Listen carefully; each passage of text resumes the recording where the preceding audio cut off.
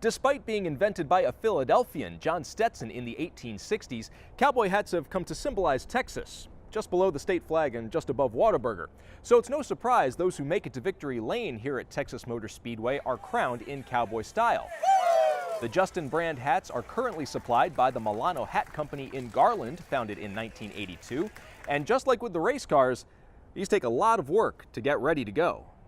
Where we're standing right here in Garland, Texas, probably 80% of the world's supply of Western hats are manufactured. We ship about 400,000 hats out of this facility each year. Yeah, quite a few.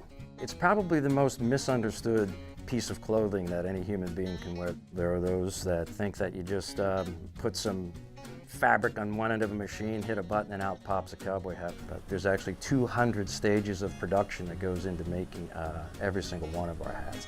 Start out, we get our bodies in from Europe, and when they come in what they call back shop blocked. They're partially blocked into small, medium, and large and extra large sizes.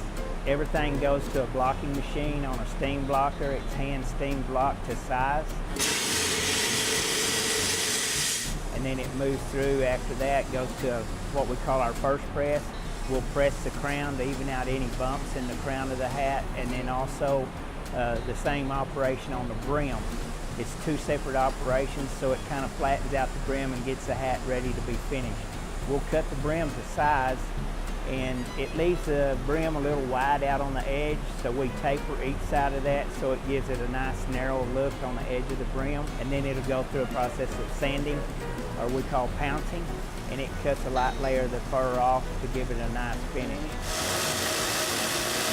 Once we've got the hat finished as far as the open crown and the flat brim, then it moves on into the finished press part of the operation. And this is where we give the crown its shape, and then it moves down to the brim flanging area. And this is going to give the customer whatever flange, if it's a Western style flange where you just have it turned up, squared off in the front, or if it's more like a rancher flange, and this is where it takes its shape. Then we inspect the hat, check for any defects. We clean the hat up and get it ready to go into the trim line. Once the hat's in the trim line, we go to what we call leather fit, and the leather is put inside each hat, hand fitted to each hat by size. From there it goes to the trim band operation, where we actually put whatever trim part's going to be available for that hat. Once it leaves that station, it goes to where you have the lining put in, and then it goes to hot block, which smooths the leather inside the hat.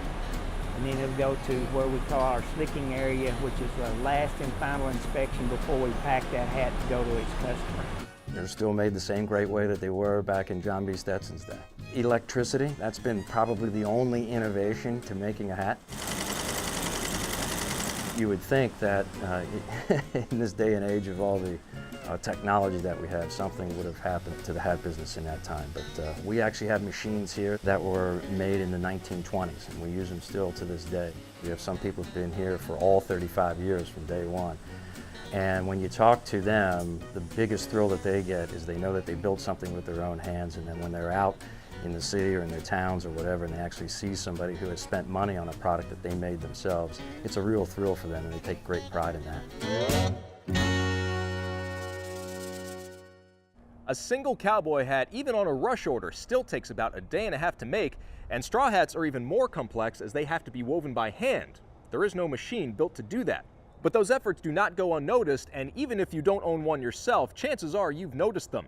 Milano's clients include George W. Bush, Toby Keith, Kenny Chesney, Bruno Mars, Jimmy Fallon, Carlos Santana, Tom Landry back in the day, Lady Gaga's latest tour, and they have the only license to make official Indiana Jones replicas.